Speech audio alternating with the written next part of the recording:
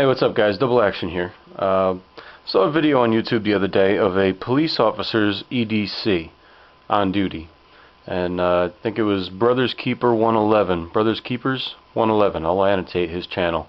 It's a pretty good video. It's you know, what he carries when he's on duty as a police officer. And I said, you know what? Correction officers don't get that much press. Well, not good press anyway. But I thought I would do a correction officer's EDC. I'm a correction officer. I don't know if you knew that. I don't know if I've mentioned that before in any of my other videos, but I'm a correction officer in a local county jail, and I thought I would just do a video of what I have on my person while I'm at work, while I'm on the job in the jail. So let's just jump right in. First thing, essential equipment is a pen. Can't really get too much done in the jail setting without a pen. So my preferred pen is a Pilot Precise V5. These are the best pens on the market. I don't care what anybody else says. They write real well. You can write on just about anything with them, and they last a while. And they're good. Nice fine point. My favorite pens. I keep cases of these things in my locker.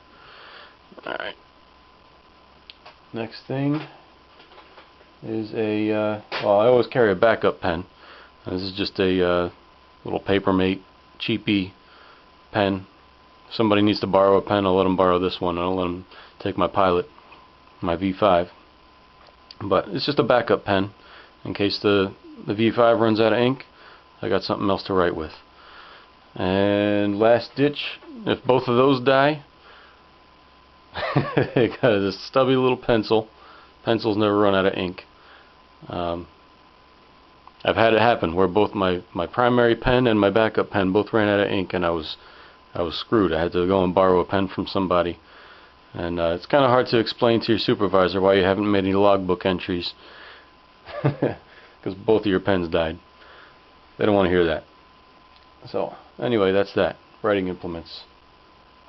The other thing I carry in my shirt pocket is a handcuff key. For obvious reasons. We're working in a correctional setting. A lot of times you gotta transport guys in restraints, and gotta have a key. So this is one of the better keys I've ever seen. It's made by Zack Tool. It's nice and long, so if you gotta get, you know, in behind whatever, if somebody didn't put the cuffs on, so it's easy to get at the keyhole, you can get in behind. If the inmate's struggling, you don't have to get quite as close to the cuffs, and you know, those little tiny silver keys that they give you with the cuffs are real easy to lose. You can get knocked out of your hands real easy. This you can grab right onto. Inmate can't pull it out of your hand, because sometimes they do try. I've had it happen, and because I had this nice key that I could get a good grip on, he wasn't getting it out of my hand. So that's that. Gotta have a good handcuff key if you're a CO. The other things I carry in my shirt pocket, I got my calendar book, pretty indispensable. Keep track of your days off. Keep track of what posts you worked on what days, and it's got some other valuable information inside it. Holidays. I keep a phone list that has all the extensions inside the facility. So that's important to have. You need to get a hold of somebody inside the facility. Call another block, call your supervisor, call, you know, any number that you don't have memorized. This is handy. Another thing I keep is Band-Aids. Obviously, just a handy thing to have. If you've got an open cut inside a correctional setting, there's a lot of diseases, a lot of germs floating around in the jail, so you want to keep those covered up. So I keep Band-Aids right here in my calendar book.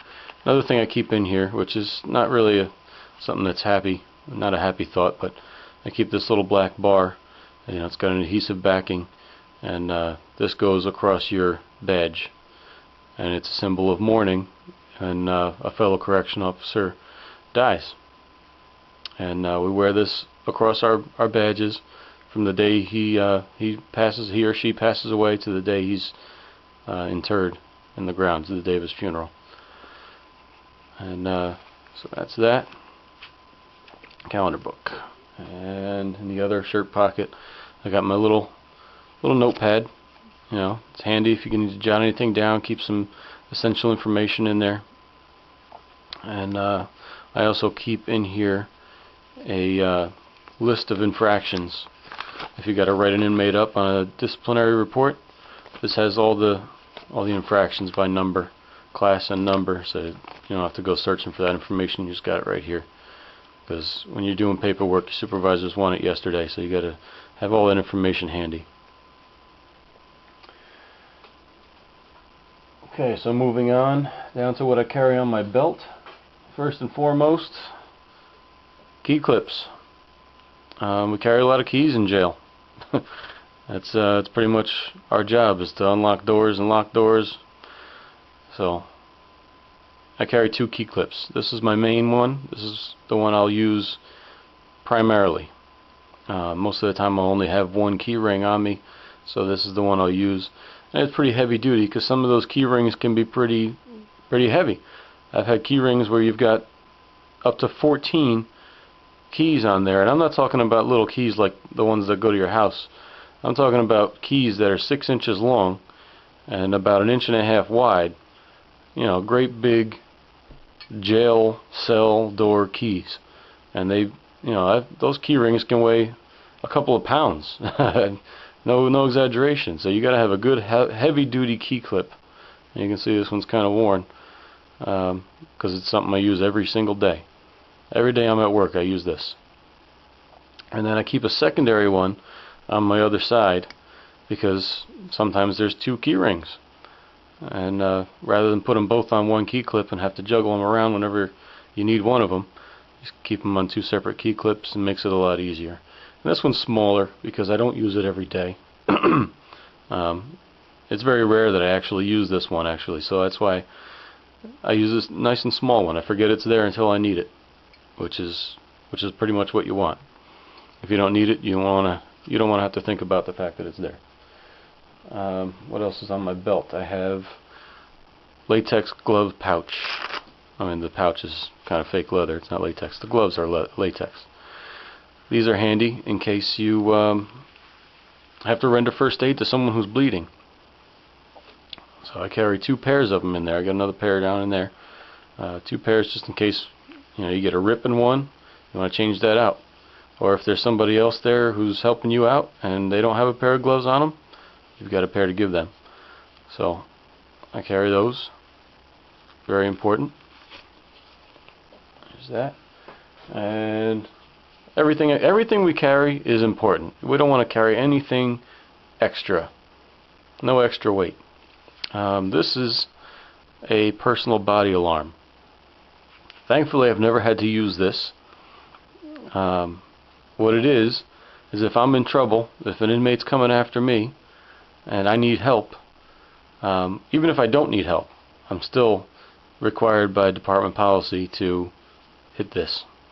And this will basically alert central control that I'm in trouble. This is issued to me. Nobody else uses this one.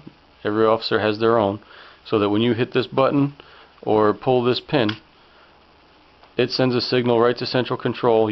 My face comes up on their computer screen with my exact location. There's transponders on the walls in every room of the facility.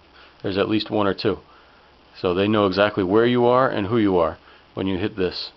And they send the cavalry. The cavalry comes running. They can be anywhere in the facility in less than a minute.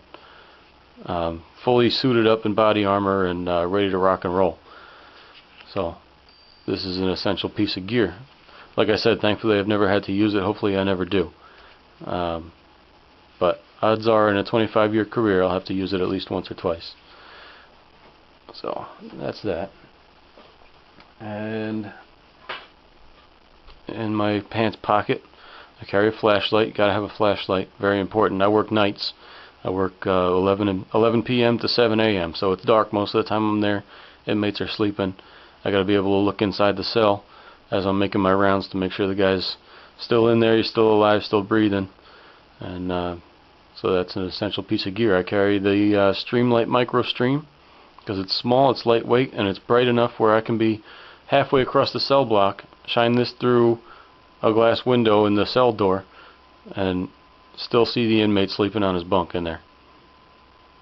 So it's a great little flashlight. You also saw this in my regular EDC video, this same flashlight. I transfer it from my uniform to my civilian clothes when I'm on and off duty. I'm never without this. So that's that. And also in my pocket I carry hand sanitizer, because diseases are everywhere in a jail setting. We have people from all walks of life with every disease imaginable, and I'm not exaggerating. Every disease imaginable can be found in a jail at one time or another.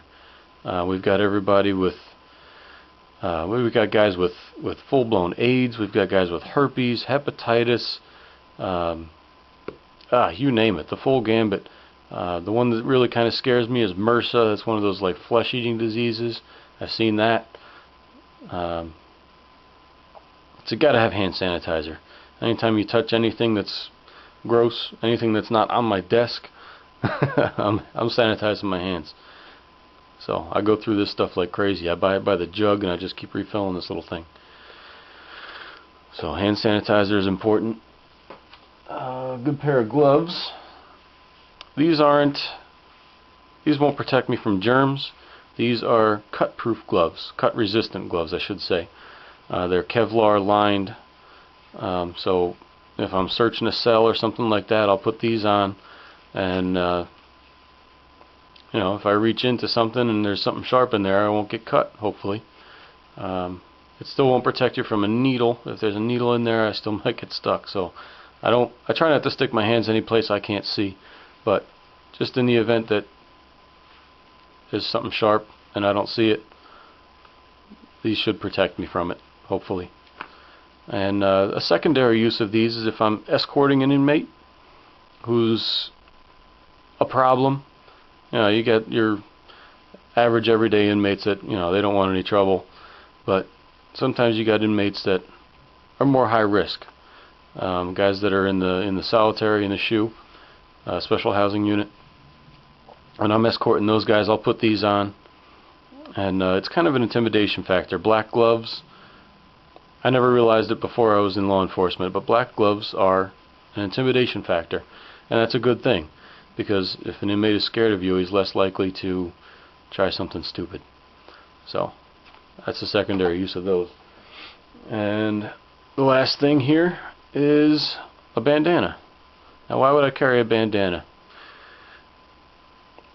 It's kind of, I don't use it very much, let's just say that, but we have our emergency response team, emergency services unit. Those are the guys that when I hit this thing, those are the guys that come running all suited up in body armor, ready to do battle. And when those guys are out, we have to stand up a second response team. And if you're an officer that's not in direct supervision of inmates, basically if you're free, that you can be pulled to be on second response team, and you have to basically go into this room and put on the body armor that's just there for the second response team. So it's not assigned to anybody. I don't have my own personal helmet, so if I have to put that on, I put this bandana on my head, because those things can be pretty nasty. You got dudes standing there sweating, wearing that equipment, and countless, you know, these are the hand-me-downs from the primary team. So I wear that. So that's that. That's my EDC. We don't really carry that much inside. We're not allowed to carry any weapons, and that's it. So thanks for watching, and please subscribe to my channel if you haven't already, and be safe. Thank you.